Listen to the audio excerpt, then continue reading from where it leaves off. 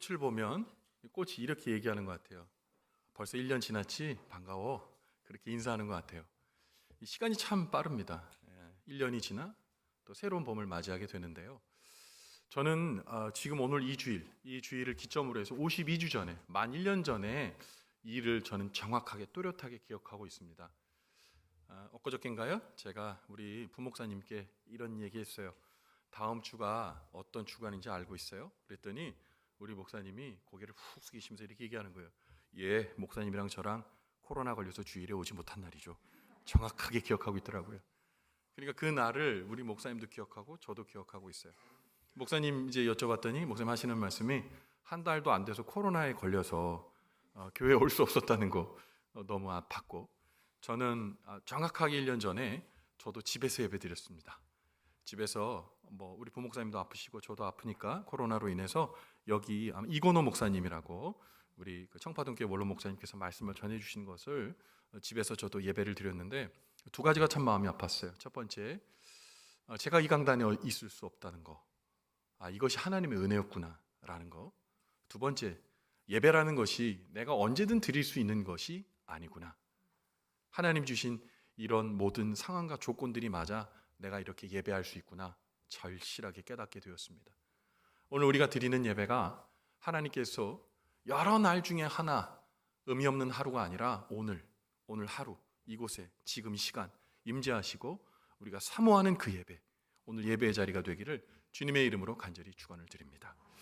오늘 말씀 함께 나눠보려고 하는데요, 오늘의 본문의 말씀은 예수님께서 우리의 구원을 위해 십자가에 못 박혀 죽으신 그 십자가의 보혈 공로를 믿는 사람에게 나타나는 새로운 변화에 대해서 오늘은 한 절이지만 명확하게 말씀하고 있습니다. 그렇다면 예수 그리스도의 십자가 공로를 믿는 우리에게도 이 예수 믿는 사람에게 오는 이 변화도 우리에게 너무나도 당연하게 오게 되는 그런 일일 텐데요. 그런데 혹시 우리가 예수를 믿노라 하면서도 오늘 본문에 이야기하고 있는 그 변화된 그리스도의 삶이, 그리스도인의 삶이 우리에게 혹시 있었는가?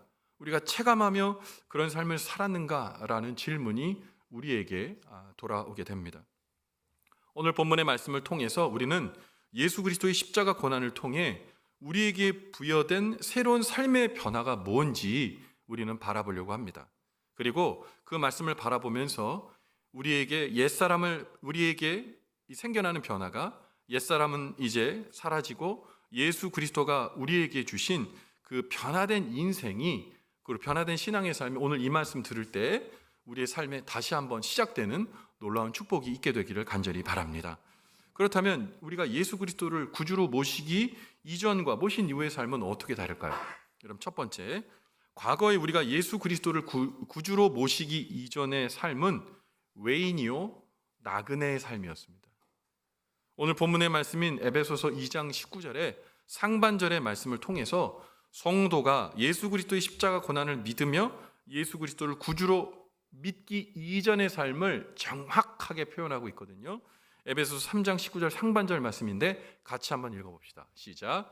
그러므로 이제부터 너희는 외인도 아니요 나그네도 아니요. 아멘. 여기 보시면 이제부터라고 얘기하고 있어요. 그러면 과거에는 뭐였다는 거예요? 지금 뒤에 후술한 내용이 그대로 이 예수를 구주로 믿기 이전의 삶의 정체성이라는 거예요. 뭡니까? 외인이었다는 거예요. 나그네였다는 거예요. 여기서 외인이란 단어를 헬라어 원어로 보게 되면 정확하게 이렇게 써 있어요. 외국인이라고 되어 있습니다. 그리고 나그네라는 단어를 헬라어 사전을 통해서 우리가 보게 되면 이 나그네는 뭐라고 되어 있냐? 우리가 생각하는 이렇게 떠돌아다니는 사람 그런 의미보다 이게 법률 용어인데요. 정확하게 말하면 어떤 국가에서 어떤 권리도 주장할 수 없는 체류자, 쉽게 얘기하면 불법 체류자라는 말입니다. 그러니까 예수 믿기 이전에 우리의 삶은 하나님 나라의 외인, 외국인이고 하나님 나라의 불법 체류자라는 뜻이에요. 그러면 이 세상에 살아가는, 예수 그리스도를 모르고 살아가는 이 세상의 삶은 누가 지배하는 삶입니까? 사단이 왕노릇하는 세상이에요. 사단이 왕노릇하고 사단이 또한 지배하는 수많은 공중권세 잡은 자의 세력들이 우리를 넘어뜨리고 또한 잡아뜨립니다. 거기에 사단의 반이 뭐예요? 사단을 2로 나눠보세요. 2단. 재밌게 얘기해 보려고 그랬는데 또 오늘도 실패입니다. 2단이 우리를 계속 노립니다. 뭐 지금 넷플릭스에서 계속 방영되고 있는 나는 신이다, 그 내용을 많은 사람들이 공감하면서 2단이 얼마나 무서운지 또한 깨닫게 되는 시간인데요. 어쨌든 그런 이 공중권세 잡은 자 사단이 왕 노릇하는 그 세상 속에서 우리는 예수 그리스도를 모시기 이전에 우리는 그 사단의 종 노릇하는 그런 삶이었다는 겁니다. 놀랍게도 하나님께서 천지 만물을 창조하신 이 창조 세계 속에서 하나님이 주신 것 먹고 하나님이 주신 것 입고 하나님 주신 것 누리면서 예수 그리스도를 믿기 이전에 우리는 어떤 생각을 했냐? 이 모든 삶을 주신 하나님께 감사하는 것이 아니라 주님께서 주신 것 모든 것 누리면서도 하나님이 없다 하고 세상이 주는 재미와 쾌락과 즐거움만을 찾아다니는 너무나 어리석은 삶을 살았던 것이 바로 하나님 나라의 외국인이요 나그네 되었던 우리의 민낯이라는 거예요. 그래서 오늘 본문 말씀에 이 등장하는 우리에게 우리 주님께서는 이제 그런 삶으로부터 탈피, 바울의 입술을 통해 그런 삶으로 이제 탈피되어야 되지 않겠냐라고 얘기를 하는 겁니다. 여러분, 우리가 외국인이고 그리고 불법 체류자, 이분들에게는 권리에 대한 어떤 요구를 국가에서 받아들일 수가 없습니다. 권리가 없어요. 어떤 권리를 향유할 수가 없는 겁니다. 제가 저번 주간에 참 가슴 아팠던 이야기 중에 하나가 뭐냐면 태국 외국인 노동자가 심근경색으로 죽었어요. 돌아가셨어요. 근데 그들을 고용했던 이 한국 사람 주인이 어떻게 했냐면 그 사람들을 안매장했습니다. 알리지 않고요. 왜냐하면 불법 체류자를 만약에 고용하게 되면 벌을 받게 되어 있는 게 한국의 실정법이거든요. 근데 재미난 것은 그 이야기를 좀 더 파들어가 보니까 더 놀라운 사실이 있었어요.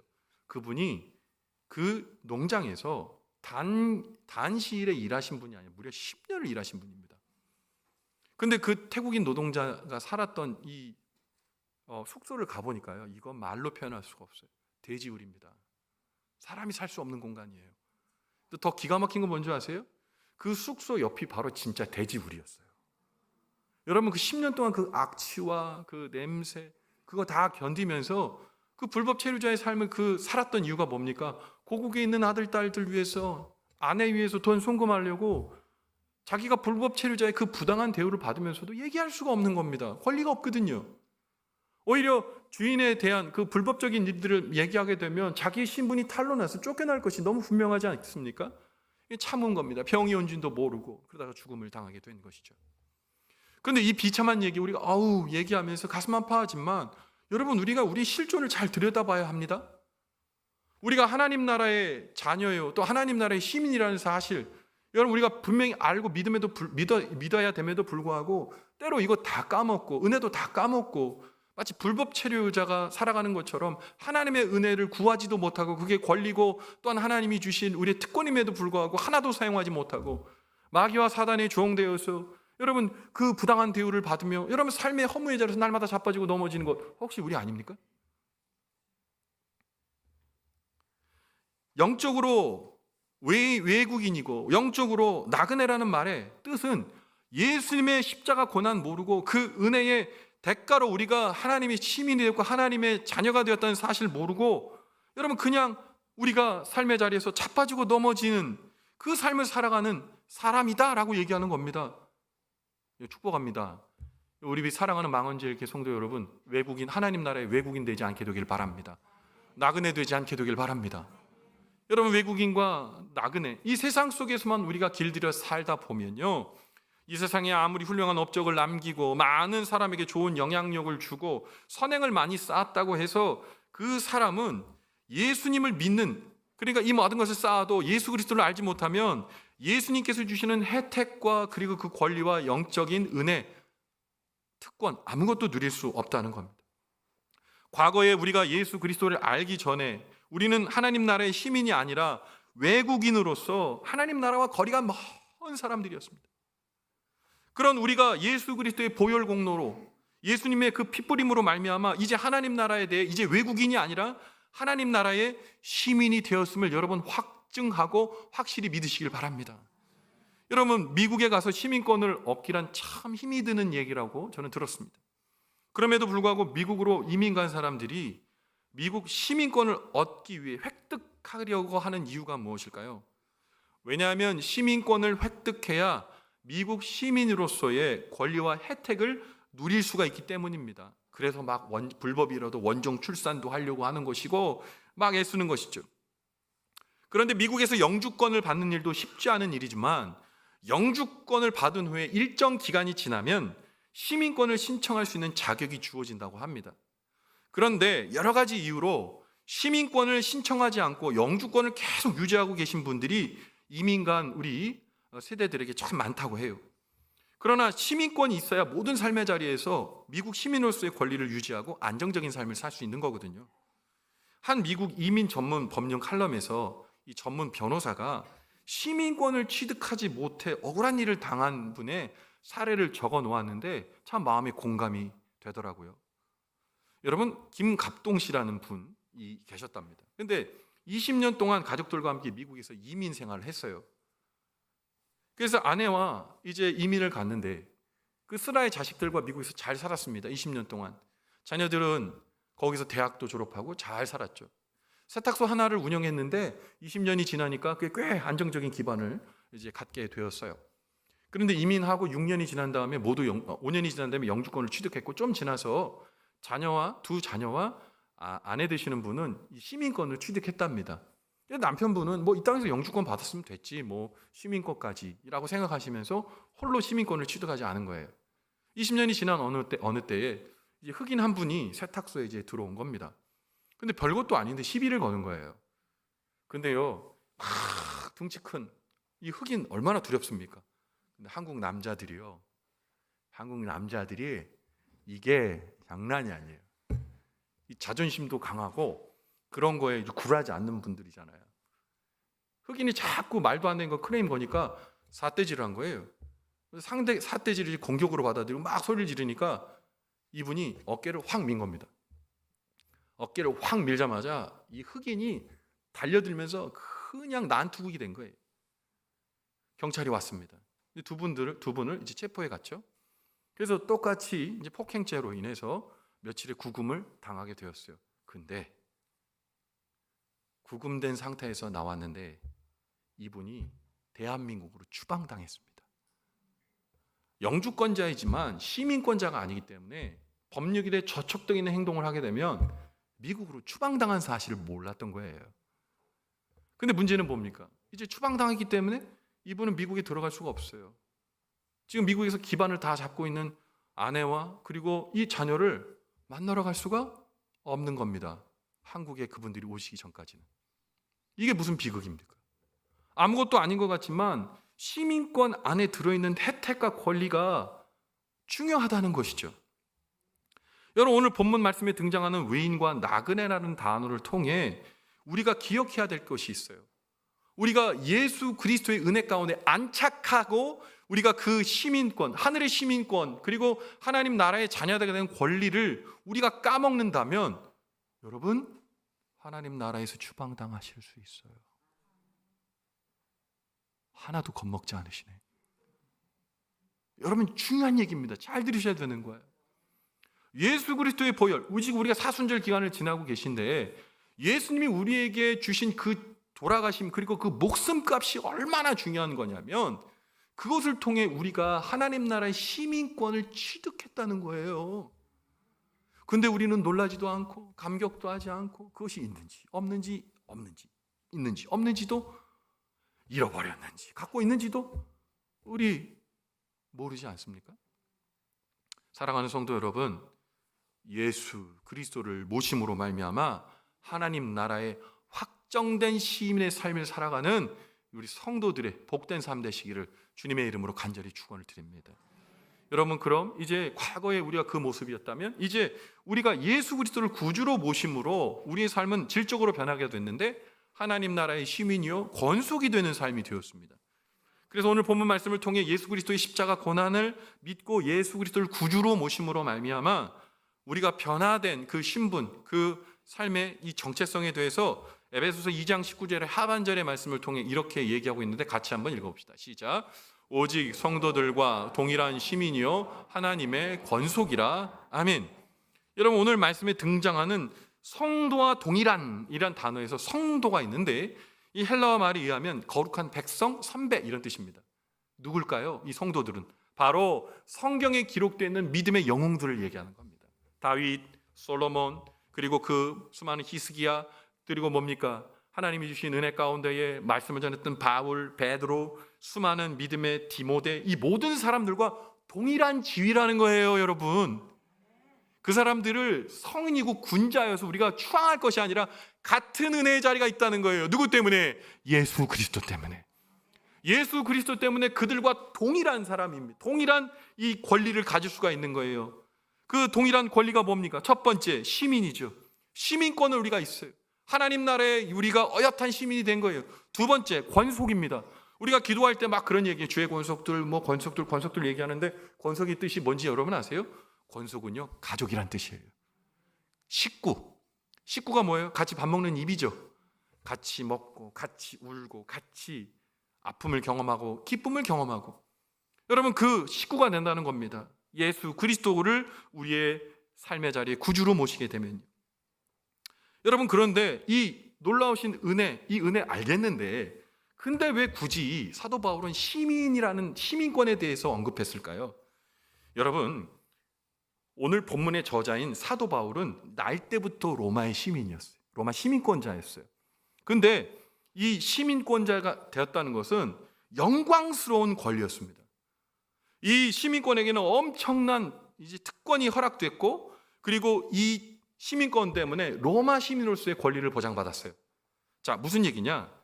바울이 로마 시민권을 갖고 있었기 때문에 갖게 된 특권이 뭐냐면, 이 로마, 팍스 로마나 이 사회 가운데 어느 로마의 속주로 가도 함부로 로마 사람들을 구금하거나 때리거나 그리고 협박할 수 없어요. 그러면 그 사람 죽습니다. 로마의 시민권이 지켜주는 거예요. 죄를 물을 수 있는 건 누구만 물을 수 있냐? 로마의 황제만 죄를 물을 수 있어요. 만약에 실정법상에 법을 어기는 자리, 사람을 때려 죽이는 자리에 있어서 증인들이 많았음에도 불구하고 나는 로마의 시민이기 때문에 로마의 법에 의해 내가 정죄받겠다. 그러면 손도 못 대는 거예요. 증거 있어도.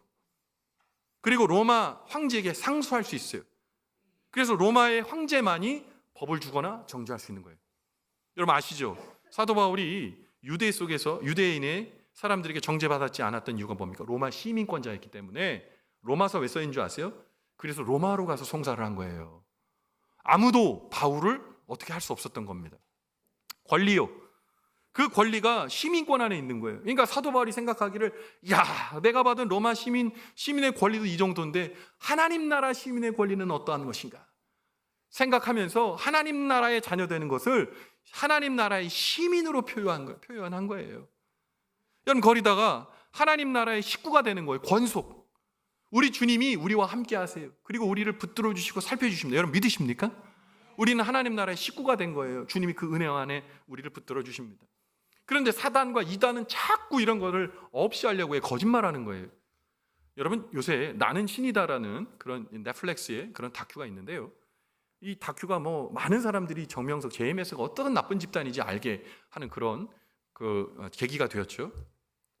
도대체 얘네들은 뭘 얘기하나 너무 알고 싶어서 유튜브에 가 보니까 이 정명석 이 밑에 있는 목사들의 수많은 설교들이 있더라고요. 근데 3분짜리 메시지를 들었는데 기가 막혀요. 뭐라고 얘기하는지 아세요? 예수가 이 땅에 와가지고 우리한테 했던 거는 관계성이 되게 중요한데, 하나님과 우리의 관계를 어디까지만 움직였냐? 친구, 자녀의 수준까지만 예수 그리스도는 끌어왔다는 거예요. 그런데 정명석은 그 관계를 어디까지 격상했냐? 신랑과 신부까지 끌어왔다는 겁니다. 신랑과 신부요. 근데 이 신랑 누구게요? 정명석이 신랑인 거예요. 신랑과 신부의 관계까지 아주 가까운, 자녀와 친구보다 더 가까운 관계인 신랑과 신부의 관계까지 끌어올렸고, 보이는 하나님으로 정명석이 존재하고 그 보이는 하나님이 지금 여기 역사한다는 거예요. 예수는 이미 죽어 없어졌고 하나님도 여기 없으니 뭐라고 얘기하지 아세요? 야, 니네 하나님 보고 싶어? 이렇게 반말로 얘기해요. 용서하세요, 제가 한 게 아니에요. 야, 니네 하나님 보고 싶어? 어딜 봐? 날 봐. 여기 있잖아, 여기. 그냥 앞에 있었으면 기샤대기 하나 제가 너무 흥분했어요. 말이 됩니까? 근데 그 거짓말에 속아서 10만 명이 신도했어요. 지금은 조금 그 교세가 작아지긴 했지만 하나님께서 우리에게 주신 특권을 가지고 장난질 치는 거예요. 여러분, 이단과 사이비와 그리고 세상의 모든 이 흑암의 세력들은 우리를 그렇게 잡아뜨리고 하나님에게 우리 주신 권리를 무효화시키려고 하는 겁니다. 여러분, 우리가 받은 큰 특권은 우리가 하나님 나라의 시민이 되었고 가족이 된 겁니다. 그런데 또 기억하셔야 될 게 우리가 그 나라의 시민이기 때문에 우리가 의무도 다해야 합니다. 여러분, 로마 시민들이요, 그냥 그 권리를 이제 갖게 되고 그냥 산 게 아니고요, 전쟁이 났을 때 제일 앞에서 싸웠다는 거 아세요? 이 일본 사람이 지금 로마인 이야기라는 게 있어요. 시오노 나나미라는 분이 적은 책인데 거기 보면 로마 시민들은요, 전쟁이 발발하잖아요. 그럼 맨 앞쪽에 경무장 보병 단창과 방패를 들고 맨 앞에 서요. 그리고 줄을 12줄로 해가지고 군단별로 딱 줄을 맞춰서요, 방패 칼 들고 저벅 진군합니다. 근데 문제는 전쟁의 한복판에 막 불이 날라오고 화살이 날라오고 돌멩이가 날라와도요, 이 정예 보병은 대오를 흐트리지 않아요. 왜 그런 줄 아세요? 자기가 로마 시민이기 때문에. 로마 시민이고 이 로마 시민의 의무를 다했을 때 주어지는 권리가 얼마나 대단한 건지 알기 때문에 전쟁에서 도망가지 않아요. 그래서 로마에 속죄 모든 나라들이 싸울 때 그 사람, 이 로마, 자기의 권리와 자기의 권리와 특권을 지키기 위한 이 로마의 군대를 이길 수가 없는 거예요. 그 대오를 격파할 수가 없어요. 그것을 유지하고 그것을 누리기 위해서 한 채의 대오도 흐트리지 않고 뚜벅뚜벅 걸어갈 때 상대방이 돌을 던지고 아무리 강력한 군대라도 그 군대의 중앙을 그냥 뚫고 지나가 버리는 거예요. 그러니까 로마는 세계 최고의 군대였던 거예요. 아무도 건드릴 수 없는 무적의 군대. 여러분, 우리가 하나님 나라의 시민인 줄 믿으시기 바랍니다. 그렇다면 여러분, 우리가 하나님께서 우리에게 원하시는 바를 우리가 따라 살아야 돼요. 그럼 뭘까요? 굉장히 어려운 걸까요? 아니요. 하나님과 동행하시는 삶을 사시면 됩니다.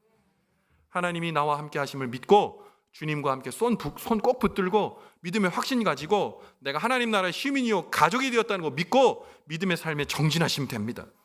여러분, 그러면 하나님께서 우리를 지키시고 돌봐주시는 거예요. 자, 생각하세요. 우리는 하나님께서 구원의 은혜를 주셨거든요. 이거 쉽게 생각하세요. 우리 여권 받은 거예요. 80년, 100년 이 인생 가운데 우리 하나님 나라의 여권을 이미 받은 겁니다. 우리가 우리가 별세하여 하나님 나라 갈 때 완전한 시민으로 우리가 그곳에 서게 되는 줄 믿습니다. 여러분, 그럼 교회는 뭘까요? 교회는요, 대사관이에요. 우리나라 대사관 어디에 있습니까? 우리와 교류를 맺은 모든 나라에 있습니다. 우리나라 사람이 외국으로 여행할 때 힘든 일을 당하면 여러분, 대사관 찾아가십시오. 그럼 거기 직원들이 우리를 도와줍니다. 그리고 혹시 불량한 사람들에게 쫓기고 있다면 대사관 가십시오. 대사관은 그 나라의 군대도 함부로 할 수 없습니다. 왠지 아세요? 그 대사관은 우리 대한민국의 영토입니다. 그곳이 네팔에 있든 미국에 있든 시리아에 있든 이란에 있든 상관없어요. 거기 우리나라의 영토예요. 치외법권 지역입니다. 아무도, 군대도, 경찰도 구금하거나 만질 수 없어요. 여러분, 교회는 대사관입니다. 사단의 세력이 만질 수 없어요. 그의 무력으로도, 그의 권세로도, 윽박지르는 그 모든 삶의 자리에 고단함으로도 예수 안에 있는 우리를 만질 수 없습니다. 이 교회는 우리를 넘어뜨릴 수 없습니다. 하나님의 놀라우신 치외법권 지역인 거예요. 여러분, 기억하세요. 우리가 이 하나님 나라의 시민이 되었고 가족이 되었다는 이 사실이 오늘 우리에게 놀라운 일이 되어야 되는 거예요. 하도 들어서 이제 놀라운 일도 아니고 하도 들어서 그러려니 하는 마음이 우리 안에 있다면 여러분, 그거 미워해야 합니다. 여러분, 나 같은 죄인을 살리신 주님의 은혜 어디로부터 왔습니까? 그거 표현되세요? 성경과 찬송은 늘 얘기해요. 놀랍다라고밖에 얘기할 수가 없는 거예요. 신비다. 신비고 놀랍다는 얘기가 뭡니까? 존재하는데 이유를 모르는 거예요. 여러분, 우리 주님께서 왜 그 목숨을 다 주시면서까지 날 사랑했죠? 이해되세요? 납득시킬 수 있으세요? 저는 대답 못해요. 은혜거든요. 나 같은 죄인 살리신 주님의 은혜거든요. 전능자가 죽었다는 것, 신이 죽었다는 것, 이 말도 되지 않는 일을 하나님께서 말이 되게 만드신 거예요. 우리가 하나님 나라의 시민이 된 겁니다. 그런데 우리가 그거 잊어먹고 신앙생활이라는 거 할 때가 있어요. 여러분, 우리 교회, 제가 여기가 대사관이라고 말씀드렸지만, 여러분이 교회 출석하시는 이유가 뭡니까? 혹시 내가 교회 출석하는 것으로 인해 기뻐하는 가족이 있어서 혹시 이 자리에 앉아 계시는 건 아닙니까? 인심 쓰듯이 말이죠. 여러분, 혹시 오랫동안 종교적 습관과 타성에 젖어서 안 가면 그렇고 가도 별로지만 그래도 가야 마음이 편해서 여러분 이곳에 있는 종교적 습관으로서의 여러분 예배의 자리 혹시 지금 계시지는 않는 겁니까? 예수 그리스도의 보혈로 인해서 내가 하나님 나라의 시민이 되었고 그리고 가족이 되었던 그 감격 때문에 예수라는 말만 들어도 마음이 뭉클하고 예수 보혈이라는 말만 들어도 내 마음이 떨리고 예수의 놀라운 심의권이 내게 주어졌다는 그 얘기만 들어도 생각만 해도 좋은 그 은혜가 우리에게 진짜 있는 겁니까? 만약에 없다면, 1000만 번 생각해봐도 만약에 없다면 회개하십시오. 오늘 누구에 의해 끌려왔다고 생각하신 분이 있다면 그 생각 지우세요. 하나님이 사랑하셔서 이곳에 있는 겁니다. 하나님을 대신하는 것에 속지 마십시오. 힘든 인생이 보내는 사인 때문에 여러분 지쳐서 힘드니까 믿어지진 않지만 하나의 평안과 위로를 얻으려고 이곳에 오지 마십시오. 이곳에는 예수 그리스도의 보혈로 확장된 하나님의 시민권과 하나님 나라의 가족이 되었던 사람들이 모여 친절하고도 절절하게 고백하는 장소, 그리고 해방의 은혜를 누리는 장소가 바로 이곳임을 믿으시기 바랍니다. 여러분, 그 은혜로 사십시오. 사순절을 살 뿐만 아니라 주님 나라 오실 때까지 이 당당한 자부심 가지고 사십시오. 째째하게 여러분 세상에 어려워지는 고난 때문에 울지 마시고 속지 마시고 하나님의 시민으로서 멋들어지게 사십시오. 오늘 그 마음이 오늘 마음 가운데, 우리 믿음의 권속들의 마음 가운데 심겨지는 은혜가 있게 되길 바랍니다.